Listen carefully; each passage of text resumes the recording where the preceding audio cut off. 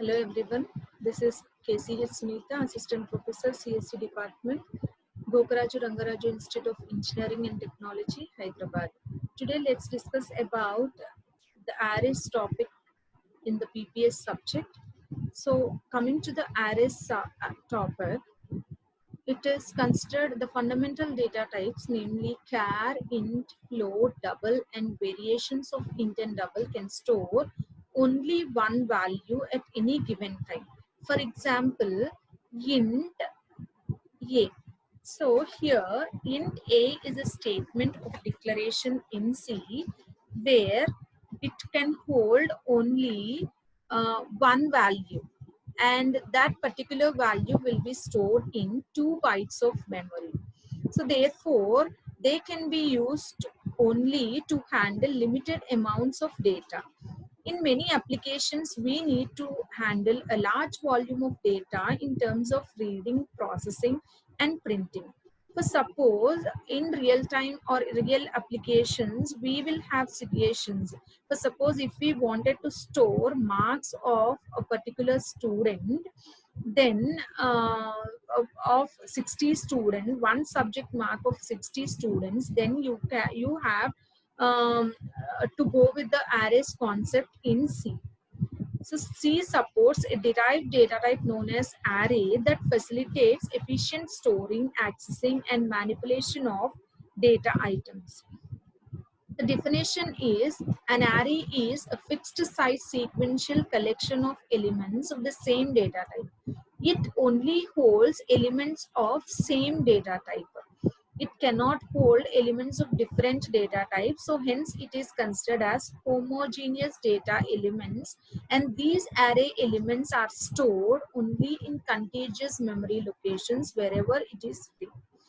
Some examples are list of employees in an organization, list of products and their cost, test scores of a class of students, just as we have told just now. And coming to the next, the types of arrays. There are 3 types of arrays, which are one-dimensional arrays, two-dimensional arrays, and multi-dimensional arrays. We'll see in detail in this video about one-dimensional arrays.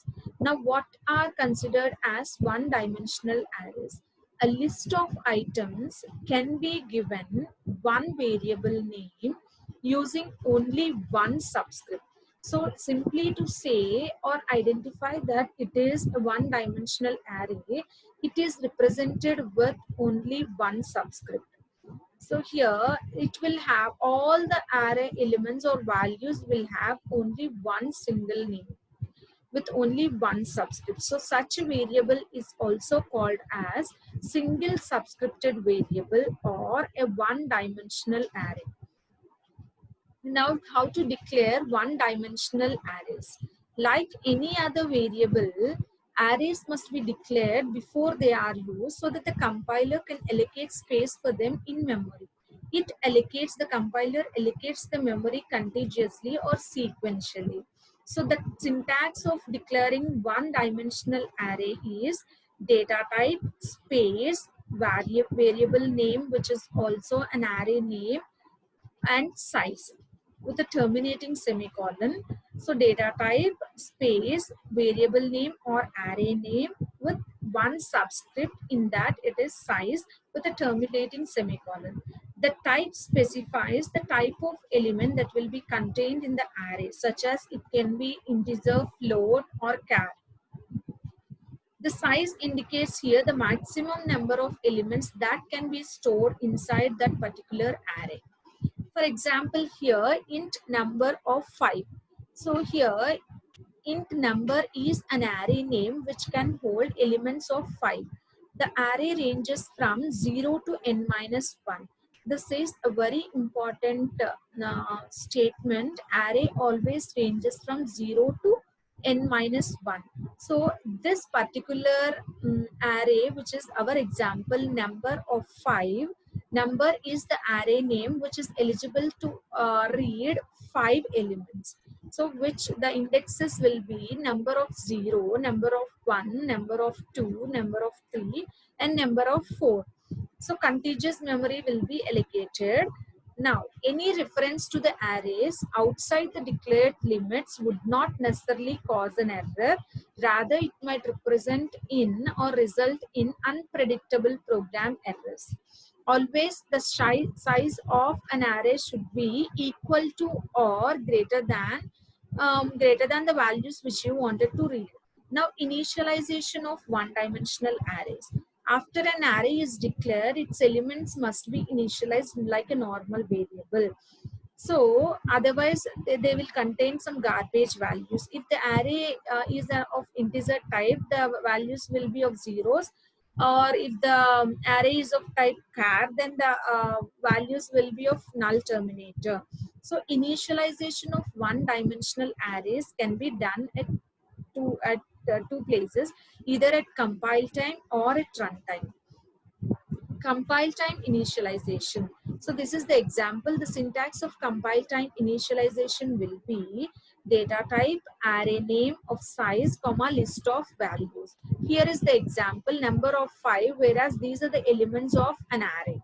Similarly, for any of the data type, fundamental data type, you can have an array representation. Here, float total of 5 is equal to 0 0.0, 5.2 and minus 10 are the values of this concerned array total.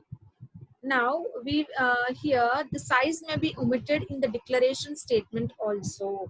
In such case, the compiler allocates depending on the number of initialized elements. Here is the example. Now, this this approach works fine as long as we initialize every element in the array. Character array initialization also can be done without declaring the size, so that the compiler will directly consider the size depending on the initialization.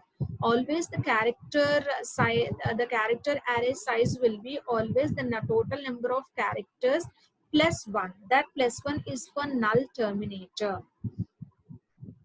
Runtime initialization. Runtime initialization is using for loop, because we have to read n number of elements. So n number of elements at a time should be read. So we'll go with the concept of loops here. So this is a simple example which tells you how to declare and how to initialize an array at runtime. Now the first 50 elements of the array sum are initialized to 0, while the remaining 50 are initialized to 1.0 at runtime for the particular program.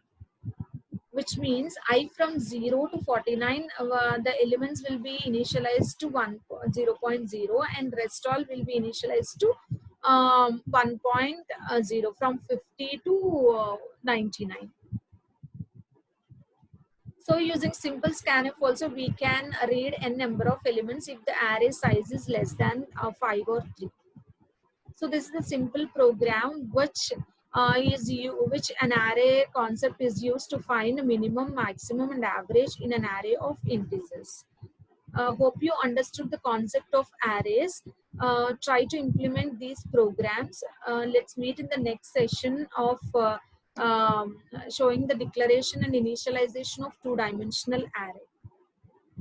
So this is the concept of one-dimensional arrays, and thank you.